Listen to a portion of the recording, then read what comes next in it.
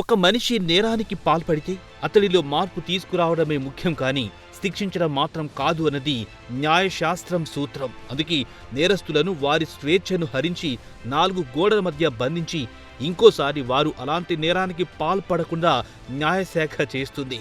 Jail జీవితమన్నది శిక్ష మాత్రమే కాదు, వారి వ్యక్తిత్వంలో మార్పు తీసుకుని రావడం, నేర ప్రవృత్తిని తగ్గించడం. ఇక జైలు శిక్ష అనుభవించిన వాళ్ళు జీవితకాలంలో మరోసారి ఎలాంటి నేరాన్నైనా చేయడానికి భయపడతారు. కానీ ఓ మర్డర్ కేసులో 14 ఏళ్లు కటకటాలో గడిపిన ఓ వ్యక్తి మాత్రం ఇంకో ప్రాణం తీసి మళ్లీ హంతకుడయ్యాడు. యావజ్జీవ శిక్ష అనుభవించిన అతడు ఎందుకు మళ్లీ మర్డర్ చేసి హంతకుడయ్యాడన్న విషయం తెలిస్తే మాత్రం మైండ్ బ్లాక్ అవుతుంది.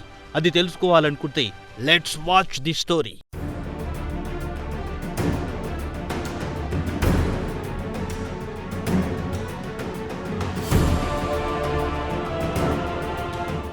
గతంలో మేనమామను చంపి కారాగార శిక్ష అనుభవించిన అతడిలో ఇసుమంతైన మార్పు రాలేదు. యావజ్జీవ శిక్ష అనుభవించిన అతడికి ఆవేశం చల్లారలేదు. మళ్లీ హత్య చేసి జైలు పాలయ్యాడు. ఇది కేవలం ఆవేశమే అతన్ని హంతకుడిలా మార్చుతుందా? కేవలం 200 కోసం తన తోటి కూలీని నిర్దాక్షణ్యంగా హతమార్చాడు. ఇక వివరాల్లోకి వెళ్తే ఉత్తర కర్ణాటకలోని కమటగేరికి చెందిన మంజునాథ్ బజయ్య చెన్నయ్య 2002లో తన మేనమామను హత్య చేశాడు. ఈ కేసులో అతడు జైలుకెళ్లగా అక్కడ 14 ఏళ్లు యావజ్జీవ శిక్ష అనుభవించాడు. తిరిగి 2016లో జైలు నుంచి విడుదలయ్యాడు. అప్పటినుంచి దినసరి కూలీగా పనిచేసుకుంటూ బ్రతుకు బండి ముందుకు నడుపుతున్నాడు.